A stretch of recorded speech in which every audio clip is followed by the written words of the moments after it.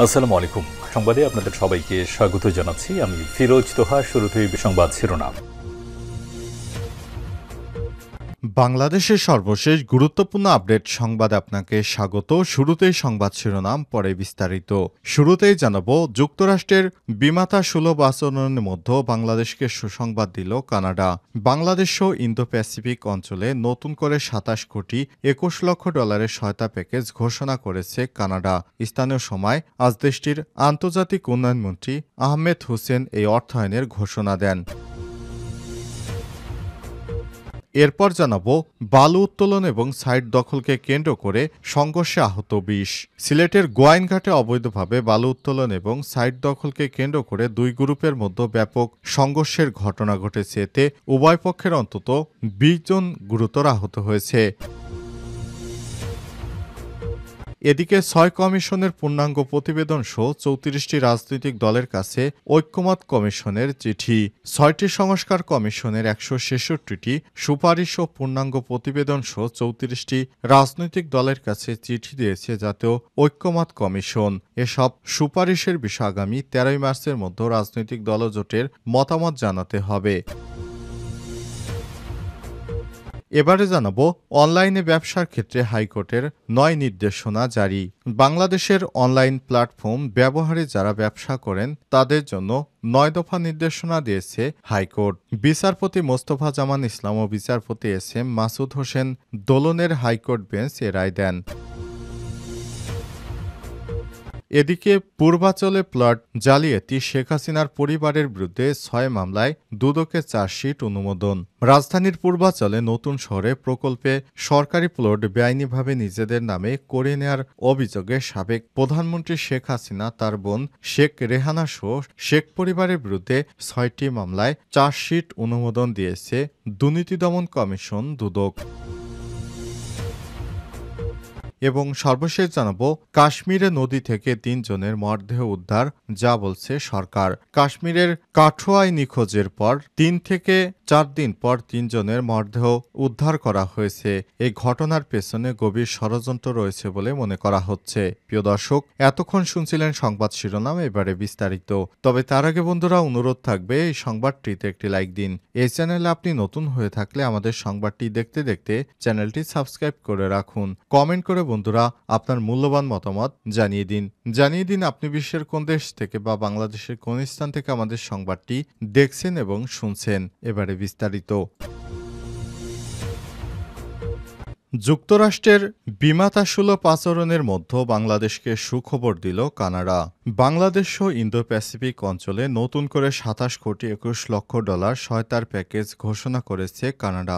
স্থানীয় সময় রোববার ৯ মার্চ দেশটির আন্তর্জাতিক উন্নয়ন মন্ত্রী আহমেদ হোসেন এই অর্থায়নের ঘোষণা দেন। ট্রাম্প প্রশাসন ক্ষমতা নেয়ার পরে মার্কিন আন্তর্জাতিক উন্নয়ন সংস্থা USAIDর মাধ্যমে বৈশ্বিক সহায়তা বন্ধ করে দেয়। ওয়াশিংটনের এমন বিমাতা সুলভ আচরণের মধ্যে বৈদেশিক সহায়তা ঘোষণা দিয়ে সম্পর্ক জোরদার করেছে কানাডা। খবর গ্লোবাল নিউজের এক বিবৃতিতে আহমেদ হুসাইন বলেছেন, বাংলাদেশ সহ বৃহত্তম ইন্দো প্যাসিফিক অঞ্চলের সঙ্গে দীর্ঘদিনের ঘনিষ্ঠ সম্পর্ক আরও শক্তিশালী করছি আমরা। ঝুঁকিপূর্ণ জনগোষ্ঠীর স্বাস্থ্যসেবা, নারীর ক্ষমতায়ন, জলবৃদ্ধি, জলবায়ু পরিবর্তন মোকাবেলা সহায়তা সহ আমরা বৈশ্বিক সম্প্রদায়ের মধ্যে একটি উজ্জ্বল ভবিষ্যৎ গড়ে তুলছি।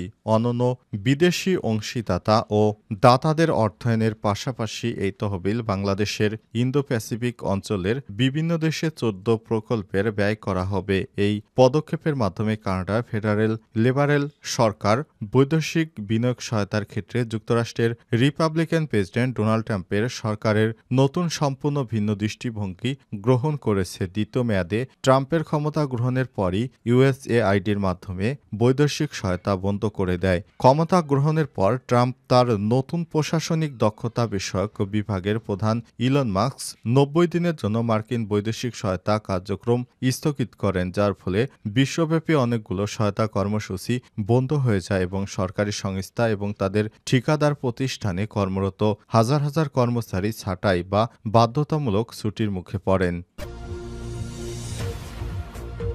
বালু উত্তোলন এবং সাইট দখলকে কেন্দ্র করে দুই গ্রুপের সংঘর্ষে আহত ২০। সিলেটের গোয়াইনঘাটে অবৈধভাবে বালু উত্তোলন এবং সাইট দখলকে কেন্দ্র করে দুই গ্রুপের মধ্যে সংঘর্ষ হয়েছে। এতে উভয় পক্ষের অন্তত ২০ জন আহত হয়েছে। রোববার ৯ মার্চ রাতে গোয়াইনঘাট উপজেলা জাফলং ইসিএভুক্ত এলাকায় জিরো পয়েন্টে এই ঘটনা ঘটে।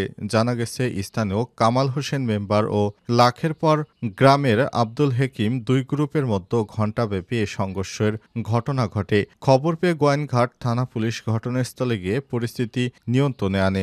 উপজেলা ২ নম্বর পশ্চিম জাফলং ইউপি ৪ নং ওয়ার্ড সদস্য কামাল হোসেন বলেন, লাখের পার গ্রামের হেকিম মিয়া এবং মোহাম্মদপুরের সুমন শিকদার সহ শতাধিক লোকজন দিনরাত জাফলং জিরো পয়েন্ট থেকে ট্রাক ভর্তি করে বালু পাথরে নিচ্ছেন। এ ব্যাপারে বারবার প্রতিবাদ করে আসছি। রাতে লোকজন নিয়ে প্রতিবাদ করতে গেলে হেকিম ও সুমন শিকদারের লোকেরা আমাদের উপর হামলা চালায়। তাদের হামলায় আমাদের কমপক্ষে ১৫ থেকে ২০ জন আহত হয়েছে। আহতরা বর্তমানে গোয়াইনঘাট উপজেলা স্বাস্থ্য কমপ্লেক্সে ভর্তি রয়েছে। গোয়াইনঘাট থানার ওসি সরকার তোফায়েল আহমেদ বলেছেন, সরকারি জায়গা থেকে অবৈধভাবে বালু উত্তোলন এবং বালুর সাইট দখল নিয়ে দুই পক্ষের সংঘর্ষ ধাপ পাল্টা ধার ঘটনা ঘটেছে। খবর পেয়ে দ্রুত ঘটনাস্থলে পুলিশ গিয়ে পরিস্থিতি নিয়ন্ত্রণে আনে।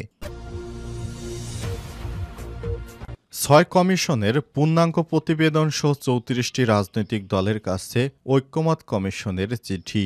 ৬টি সংস্কার কমিশনের ১৬৬টি সুপারিশ ও পূর্ণাঙ্গ প্রতিবেদন সহ ৩৪টি রাজনৈতিক দলের কাছে চিঠি দিয়েছে জাতীয় ঐক্যমত কমিশন। এসব সুপারিশের বিষয়ে আগামী ১৩ মার্চের মধ্যে রাজনৈতিক দল ও জোটের মতামত জানাতে হবে। তাদের মতামত পাওয়া সংস্কারের বিষয়ে রাজনৈতিক দলগুলোর সঙ্গে আলোচনা শুরু হবে। এরপরই সবাই ঐক্যমতে পৌঁছে একটি জাতীয় সনদ তৈরি করা হবে। সোমবার ১০ মার্চ জাতীয় সংসদ ভবনে এক সংবাদ সম্মেলনে সব তথ্য জানিয়েছেন জাতীয় ঐক্যমত কমিশনের সহসভাপতি ড. আলী রিয়াজ। তিনি বলেছেন, যখন যে দলের মতামত পাওয়া যাবে সে সময় থেকে রাজনৈতিক দলগুলোর সঙ্গে আলোচনা শুরু হবে। আশা করছি ১৩ মার্চের মধ্যে রাজনৈতিক দলগুলো তাদের মতামত জানাবে। এক্ষেত্রে কোনো প্রশ্ন থাকলে তারা কমিশনের সঙ্গে যোগাযোগ করতে পারে। কমিশন এ বিষয়ে সবসময় প্রস্তুত রয়েছে।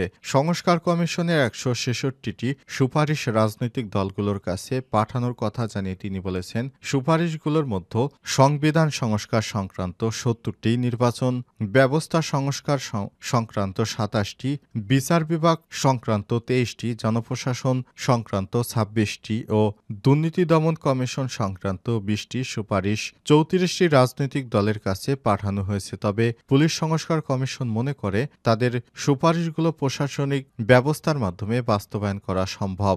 ড.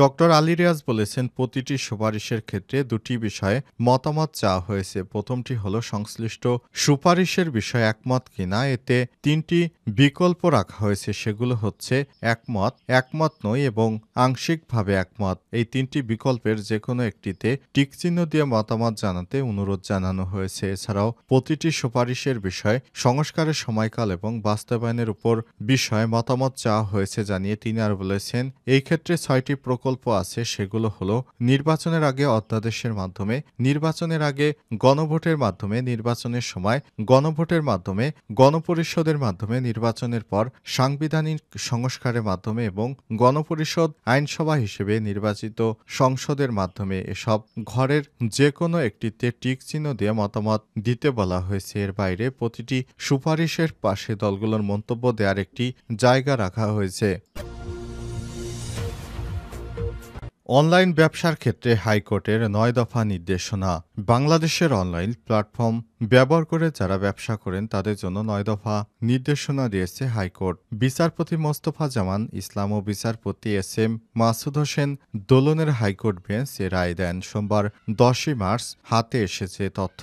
সামাজিক যোগাযোগ মাধ্যমে আলোচিত নারী উদ্যোক্তা রোবায়েত ফাতেমা তন্নির মালিকানাধীন শোরুম সানবিজ বাই তন্নির খুলে দেওয়ার নির্দেশনা সংক্রান্ত রুল নিষ্পত্তি করে হাইকোর্ট এ রায় দেয়। ৯ দফা নির্দেশনা হলো: ১. সবাইকে বাংলাদেশের প্রচলিত আইন মেনে চলতে হবে এবং অনলাইন মালিক ও ভোক্তাদের মধ্যে সম্পর্ক বজায় রাখতে হবে। ২.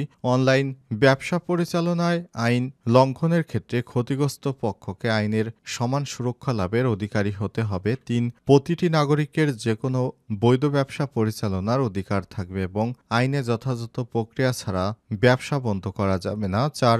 ভোক্তা অধিকার সংরক্ষণ সংরক্ষণ বিভাগের উচিত সব অনলাইন ব্যবসায়ী মালিক সদস্যদের নিবন্ধনের আওতায় আনার জন্য প্রয়োজনীয় ব্যবস্থা গ্রহণ করা এবং তাদের অনলাইন ব্যবসা পরিচালনার জন্য অনুমোদন দেয়া। ৫. এটি নিশ্চিত করতে হবে যে কেউ কোনো অনলাইন প্ল্যাটফর্মে তাদের অননুমোদিত অনলাইন ব্যবসা চালাতে এমনকি শুরু করতে পারবে না। এটি নিশ্চিত করা অপরিহার্য যে কোনো পোশাক খুচরা বিক্রেতা বিদেশে আসল পণ্যের সব তৈরি করতে না পারে বা নকল পণ্য আসল হিসেবে পণ্য বিক্রি করতে অনলাইন প্ল্যাটফর্ম ব্যবহার না করে। ৬.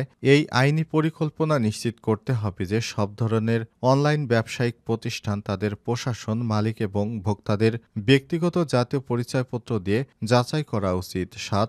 বিটিআরসির মতো সংশ্লিষ্ট সরকারি নিয়ন্ত্রণ কর্তৃপক্ষকে অনলাইন ই-কমার্স প্ল্যাটফর্মগুলির সঙ্গে সহযোগিতা করে অনলাইন ব্যবসায়িক প্রতিষ্ঠানের তথ্য সংরক্ষণ করতে হবে। ৮. সংশ্লিষ্ট কর্তৃপক্ষের কে নির্দেশ দেওয়া হচ্ছে যে যারা অনলাইনে গ্রাহকদের সচেতন করে তুলবে যেন অনলাইন ব্যবসায়ীদের কাছ থেকে প্রতারণার শিকার না হয়। ৯. ভোক্তা অধিকার সংরক্ষণ বিভাগের উচিত প্রতারণা অনলাইন ব্যবসায়ীদের তাদের অপরাধের জন্য বিচার করার জন্য ভোক্তা অধিকার সুরক্ষা আইন ২০০৯ প্রয়োজনীয় আইনের বিধান সন্নিবেশ করানো।